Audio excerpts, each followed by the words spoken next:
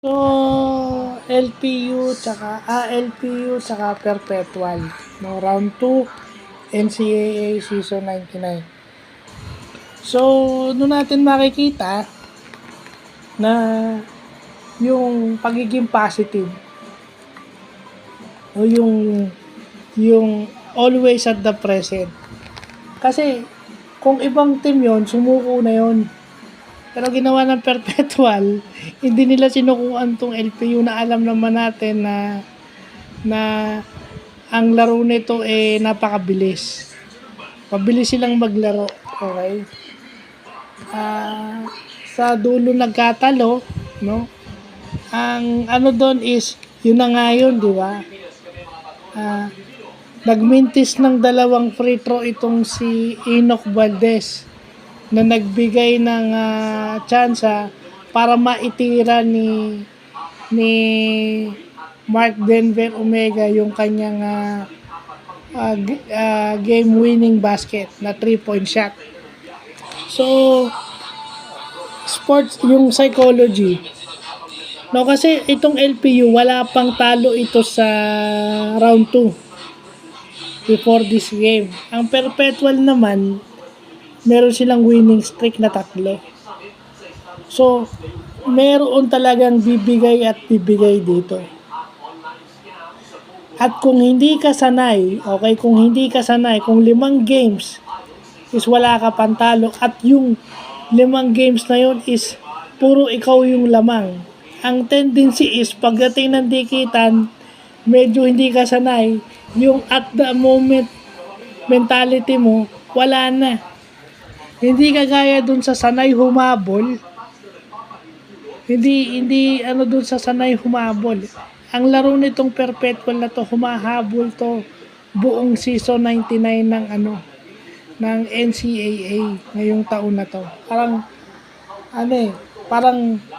na sila, parang hindi nga sila kasama dun sa dark horses, even dun sa favorite teams.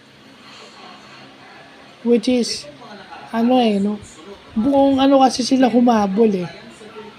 So, ginawa lang ng coach nila, si Coach Mike Sagigit, challenge lang sila.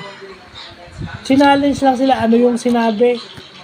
Dalawang sunod na panalo. Ano sinabi ni Coach Mike sa kanila? Parang motivation. Tsamba lang ata yung 2 panalo nyo. Next game, nanalo sila.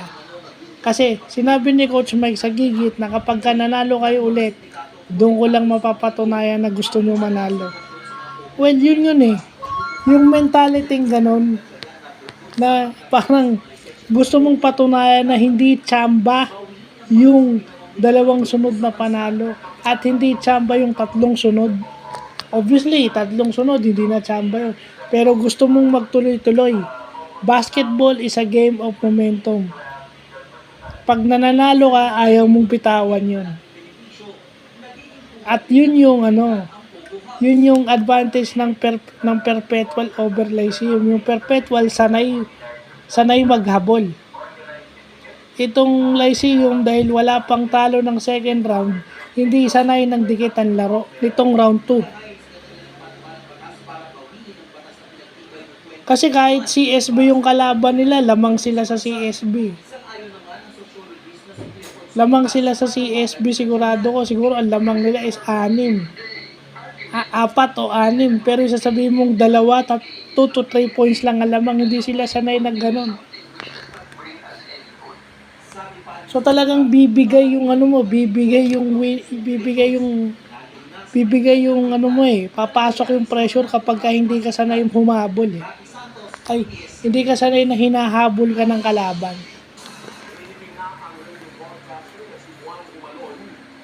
At saka talagang pag nanalo ka, chances are it will happen na matatalo ka. So paano ka babawi next game?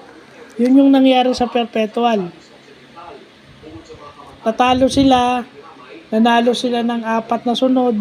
Then sa susunod na laro kaya mananalo sila o matatalo sila. May winning streak talaga na bound to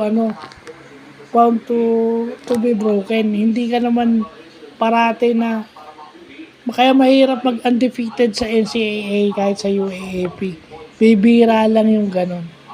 So, yun lang po.